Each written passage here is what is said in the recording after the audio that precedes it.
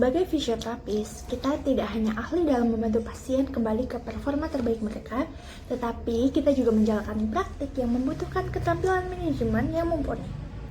Sistem manajemen dan organisasi akan menjadi kompas kita sebagai fisioterapis dalam mengelola berbagai aspek praktik, mulai dari penjadwalan pasien, manajemen inventaris, hingga pengembangan staf.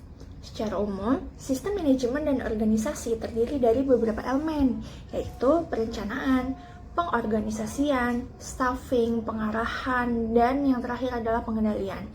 Nah, dengan sistem manajemen dan organisasi, kita akan meningkatkan kepuasan pasien, meningkatkan efisiensi praktik, meningkatkan profitabilitas, dan yang terakhir meningkatkan kualitas layanan.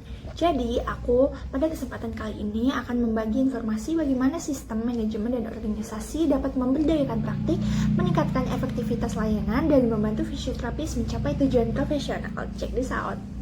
Nah, aspek penting manajemen yang perlu kita perhatikan sebagai fisioterapis, yang pertama ada manajemen pasien.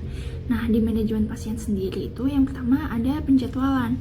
Buat sistem penjadwalan yang efisien untuk meminimalkan waktu tunggu pasien dan memastikan kita memiliki waktu yang cukup untuk setiap pasien. Gunakan aplikasi penjadwalan online atau buku catatan manual yang terorganisir dengan baik.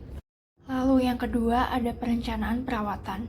Kembangkan rencana perawatan individual untuk setiap pasien yang mencakup tujuan perawatan, intervensi, dan kriteria kemajuan. Libatkan pasien dalam proses perencanaan perawatan dan jelaskan rencana tersebut dengan jelas. Nah, yang ketiga ada implementasi perawatan. Berikan pasien intervensi fisioterapi sesuai dengan rencana perawatan. Dokumentasikan kemajuan pasien secara teratur dan lakukan penyesuaian pada rencana perawatan sesuai kebutuhan. Lalu yang keempat, komunikasi dan edukasi pasien. Jaga komunikasi yang terbuka dan efektif dengan pasien, keluarga, dan tim perawat kesehatan lainnya.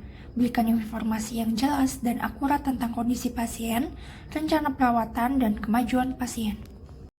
Lalu aspek berikutnya ada manajemen klinik. Yang pertama itu inventaris.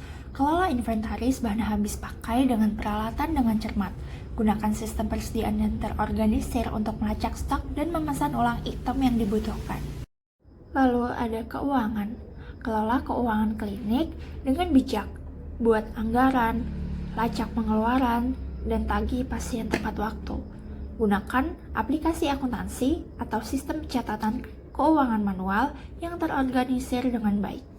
Lalu yang ketiga, staffing. Rekrut, latih, dan kembangkan staf kita dengan baik. Ciptakan lingkungan kerja yang positif dan suportif dan berikan kesempatan bagi staf untuk berkembang secara profesional. Lalu yang ketiga, manajemen diri. Yang pertama ada pengembangan profesional.